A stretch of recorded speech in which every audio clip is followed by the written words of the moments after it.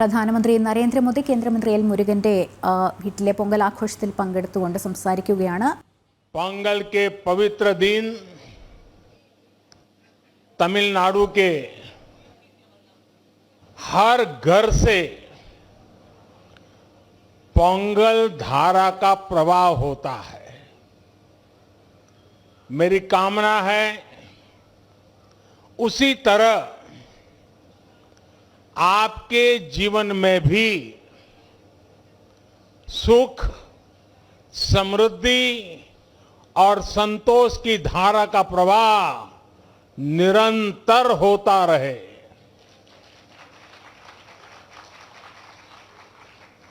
कल ही देश ने लोहड़ी का पर्व धूमधाम से मनाया है. कुछ लोग आज मकर संक्रमण उत्तरायण मना रहे हैं, कुछ लोग शायद कल मनाएंगे. माघ बिहू भी बस आने ही वाला है. मैं इन सभी पर्वों की सभी देशवासियों को बहुत बहुत बधाई देता हूं, शुभकामनाएं देता हूं. साथियों, यहां मुझे मेरे कई परिचित चेहरे नजर आ रहे हैं. पिछले साल भी हम सब तमिल पुथांडु के अवसर पर यहां मिल चुके हैं.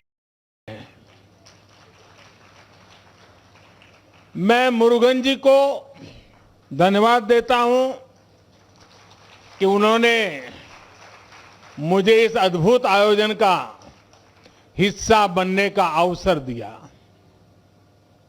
ये ऐसा है जैसे मैं अपने परिवार और दोस्तों के साथ कोई उत्सव मना रहा हूं.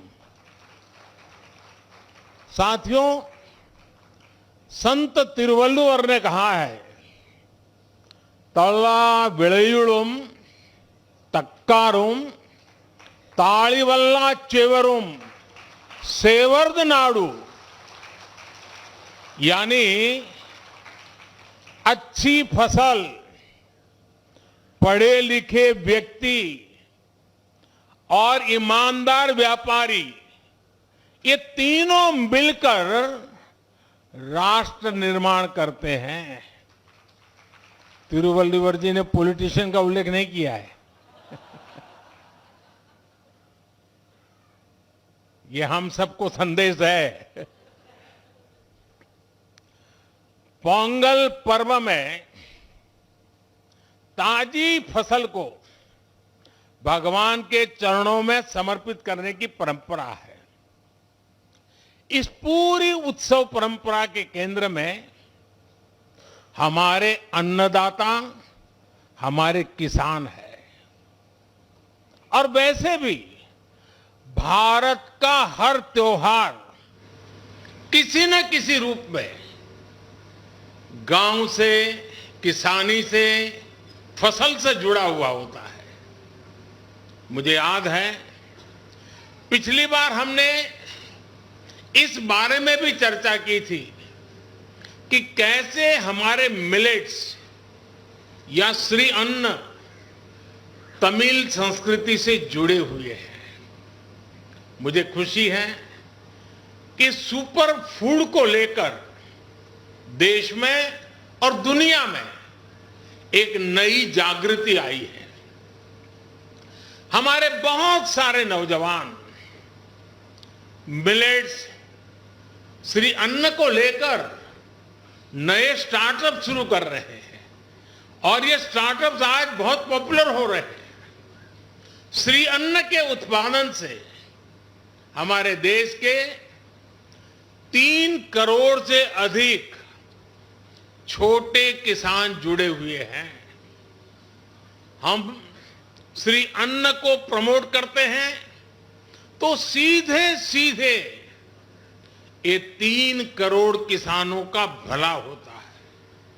साथियों, पोंगल के अवसर पर तमिल महिलाएं अपने घर के बाहर कोलम बनाती है।